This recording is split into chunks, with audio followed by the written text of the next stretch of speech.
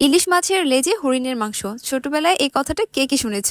আমি আমার নানু, আমার মার কাছ থেকে এই গল্পটা অনেক শুনেছি, আর কেন যেন এটা আমার বিশ্বাস করতে অনেক বেশি ভালো লাগতো।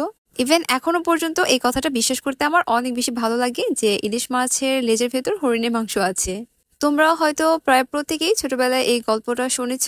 গল্পটা এরকম ছিল: একবার ইলিশ মাছ আর হরিণ একটা রেস প্রতিযোগিতা করেছিল। তাদের ভেতর শর্ত হয়েছিল যে জিতবে তাকে পুরস্কৃত করা হবে। তো সেই রেস প্রতিযোগিতায় ইলিশ মাছের কাছে হরিণ দুর্ভাগ্যবশত পরাজিত হয়। এখন ইলিশ মাছ তো জয়লাভ করেছে, তাকে তো পুরস্কৃত করতে হবে। ইলিশ মাছকে তার পুরস্কার স্বরূপ হরিণ তার পিঠের মাংস ইলিশ মাছের লেজের ভেতর দিয়ে দেয়।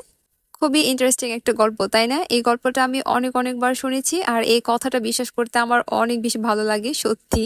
ছোটবেলায় এরকমও হতো যে আমরা ভাই বোনেরা যখন ইলিশ মাছ খেতে বসতাম, হরিণের মাংস খাওয়ার জন্য একদম মারামারি শুরু করে দিতাম। ইলিশ মাছ একে তো খুবই মজার মাছ, তার ভেতর যদি ইলিশ মাছের সাথে হরিণের মাংস ফ্রি পাওয়া যায় তাহলে কে না পছন্দ করবে? তোমাদের মধ্যে কে কে ছোটবেলায় এই গল্পটা শুনেছো আর ইলিশ মাছের লেজে যে হরিণের মাংস আছে এই কথাটা বিশ্বাস করতা, সেটা অবশ্যই কমেন্ট বক্সে বলে যাবা। ভিডিওটা ভালো লাগলে অবশ্যই শেয়ার দিয়ে দিবা। সবাইকে ইলিশ মাছ খাওয়ার দাওয়াত দিয়ে আজকে এ পর্যন্ত। আল্লাহ হাফিজ।